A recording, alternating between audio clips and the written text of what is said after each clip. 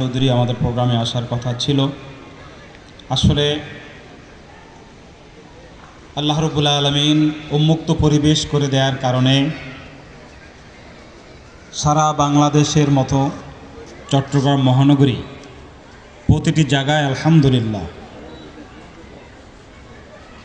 উপচে পড়া ভিড়, মানুষের অংশগ্রহণ।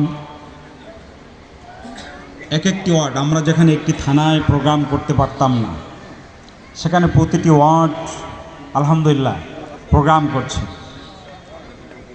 আমরা বাইজিৎ থানার 3টি ওয়ার্ড 1, 2 এবং 3, 3টি ওয়ার্ড আমরা আলাদা আলাদা প্রোগ্রাম করছি।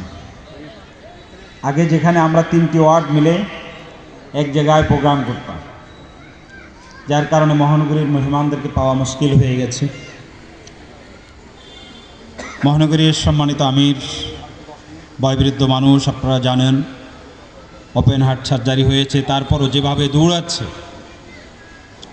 নিরলসভাবে কাজ করে যাচ্ছেন। পাঁচলা এসে উনি অংশগ্রহণ করে আবার চকবাজার গিয়েছেন। ওইটা শেষ করে আমাদের এখানে আসার কথা। আসলে পথে ঘাটে যাওয়া, সময় মতো প্রোগ্রাম শেষ করা, এগুলো মিলানো আসলেই কষ্টকর বিষয় হয়ে যায়। উনি এখনও চকবাজার আছেন, ওটা শেষ করে আমাদের এখানে আসবেন। তা আমরা আসলে অতটা সময় নিতে পারবো না। আগামীকালকে আমাদের রোকনদের দিনব্যাপী টিসি আছে, তারপরে আমাদের ব্যস্ততা আছে।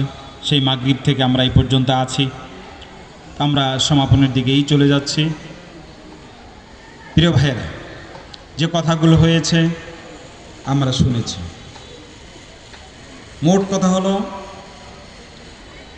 আমরা যদি সওয়াবের ভাগীদার হতে চাই, একটি সুযোগ আল্লাহ রাব্বুল আলামিন আমাদেরকে করে দিয়েছেন।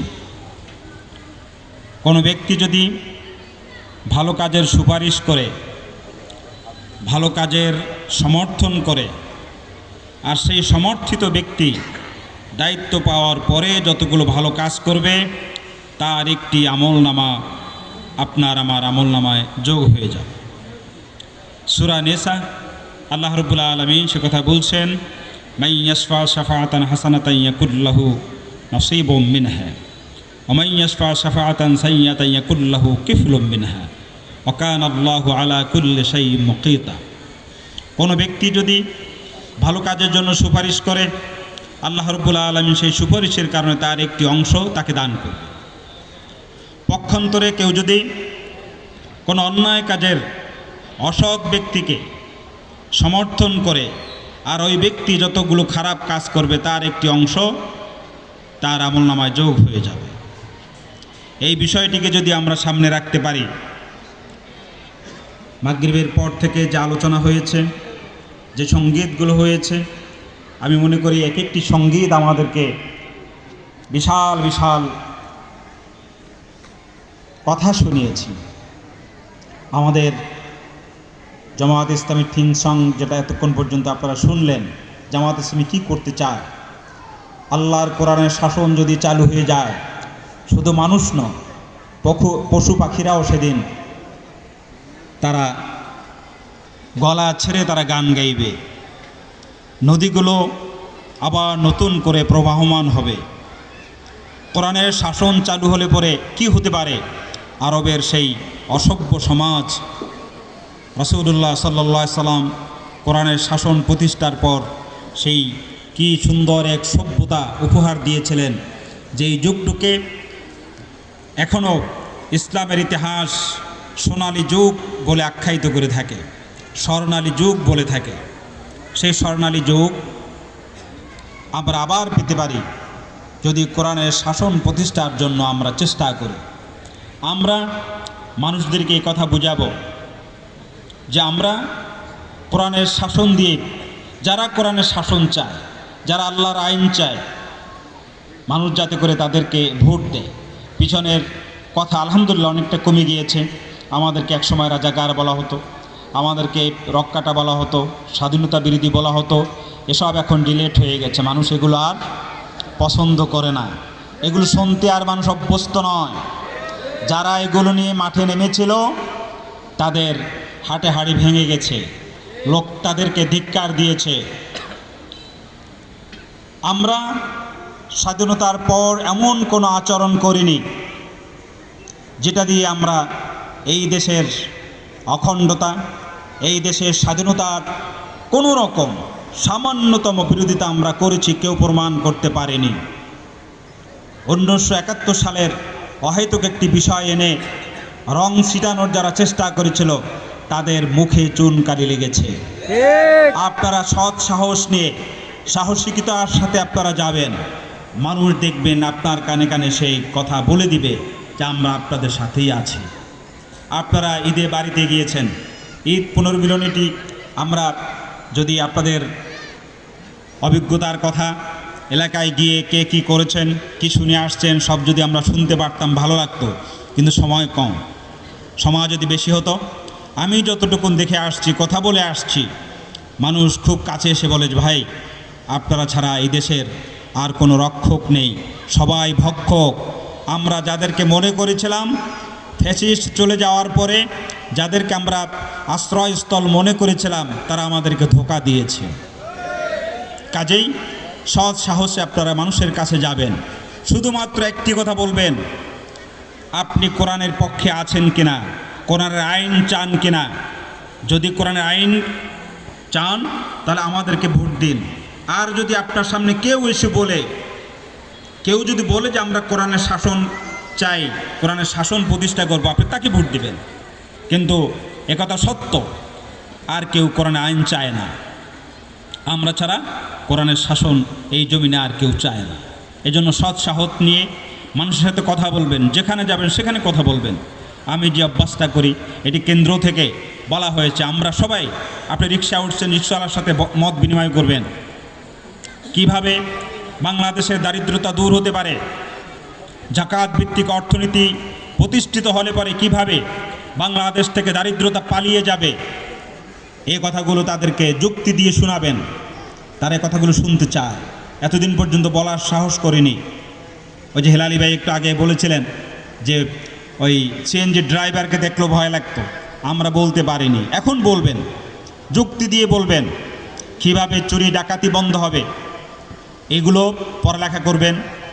হাবিবুল্লাহ বাহার ভাই সুন্দর করে বলছিলেন যে অধ্যয়ন করুন, আমাদের কথা বলার জন্য বিশাল আমাদের জ্ঞানের ভাণ্ডার রয়েছে, সাহিত্যগুলো অধ্যয়ন করুন, এরপর মানুষের সামনে আপনি যুক্তি দিয়ে কথা বলুন। মানুষ আমাদের এই কথাগুলো শোনার জন্য অপেক্ষায় আছে, কিন্তু আমরা সাহস করে তাদের সামনে যাচ্ছি না। কালকের থেকে, আগামীকাল থেকে আমাদের গণসংযোগ পক্ষ ঘোষণা করা হয়েছে।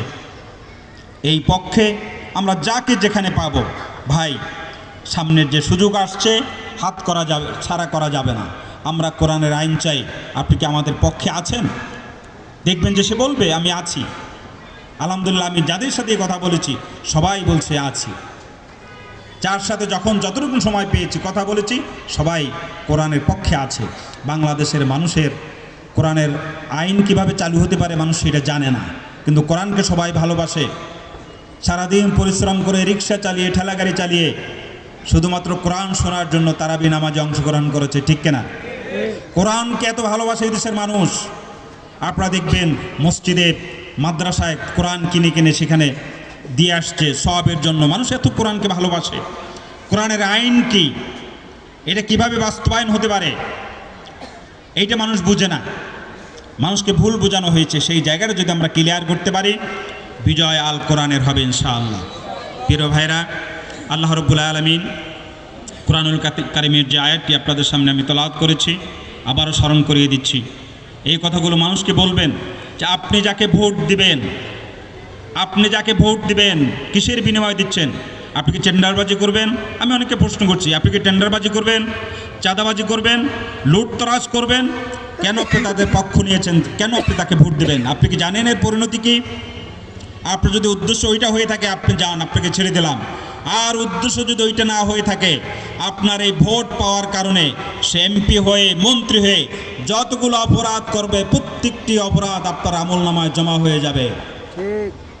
হাসরের ময়দানে আল্লাহ রাব্বুল আলামিন যখন অর্ডার করবেন যেদের হাতে আমলনামা দিয়ে দাও, ফাম্মা মান উতিয়া কিতাবাহু, আল্লাহ রাব্বুল আলামিন বলবেন তাদের কিতাব তাদের হাতে দিয়ে দাও।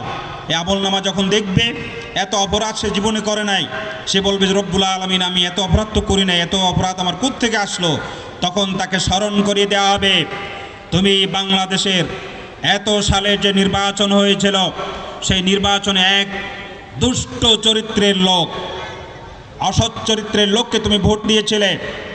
তোমার এই সমর্থনের কারণে সে দায়িত্বপ্রাপ্ত হয়ে যতগুলো অপরাধ করেছে, ক্রাইম করেছে, প্রত্যেকটি তোমার আমলনামায় যোগ হয়ে গিয়েছে। এই বিষয়টি মানুষকে ভালো করে বুঝাবেন। আপনি গেলেন, একটা ভোট দিয়ে চলে আসলেন, ওই লোকটি যত অপরাধ করবে সব আপনার আমলনামায় এসে যোগ হয়ে যাবে। আবার যদি আপনি একজন ভালো মানুষকে, একজন লোক এরকম আমলনামা হাতে নিয়ে বলবে আল্লাহু আকবার, আমি তো এত ভালো কাজ করি নাই, এত সব কোত্থেকে আসলো, আল্লাহ রাব্বুল আলামিন তাকে জানিয়ে দিবেন যে বাংলাদেশের এত সালে নির্বাচন হয়েছিল, ইউনিয়ন পরিষদে নির্বাচন হয়েছিল, ওয়ার্ড কাউন্সিলর মেয়রকে তুমি ভোট দিয়েছিলে, এমপি সিরাজুল ইসলামকে তুমি ভোট দিয়েছিলে। সে যত ভালো কাজ করেছে, যত গুণের কাজ করেছে, সবের কাজ করেছে, মানবতার কল্যাণের জন্য কাজ করেছে, তোমার এই সমর্থন পাওয়ার কারণে সে এমপি হয়েছিল, সে মন্ত্রী হয়েছিল, তার একটি অংশ তোমার আমলনামায় যোগ হয়েছে। যাও, তুমি তোমার জান্নাতে চলে যেতে পারো। প্রিয় ভাইরা, এই সহজ কথাটি মানুষকে যদি বুঝাতে পারি, ইনশাআল্লাহ মানুষ বুঝতে পারবে। আল্লাহ রাব্বুল আলামিন আমাদের সকলকে তার দিনের এই কাজকে আন্তরিকতার সাথে করার এবং আমাদের যে যোগ্যতা আছে সেই অনুযায়ী যাতে করে আমরা যার যে সুযোগ আছে এটা যেন কাজে লাগাতে পারি। সবশেষ আপনারা সেই মাগরিবের পর থেকে এই পর্যন্ত ধৈর্য সহকারে প্রোগ্রামকে সুন্দর করেছেন, সাবলীল করেছেন, সফল করেছেন, এজন্য সকলকে ধন্যবাদ জানিয়ে আজকের মতো প্রোগ্রাম এখানে সমাপ্তি ঘোষণা করছি। আমা তৌফিক ইল্লা বিল্লাহ। আসসালামু আলাইকুম ওয়া রাহমাতুল্লাহ।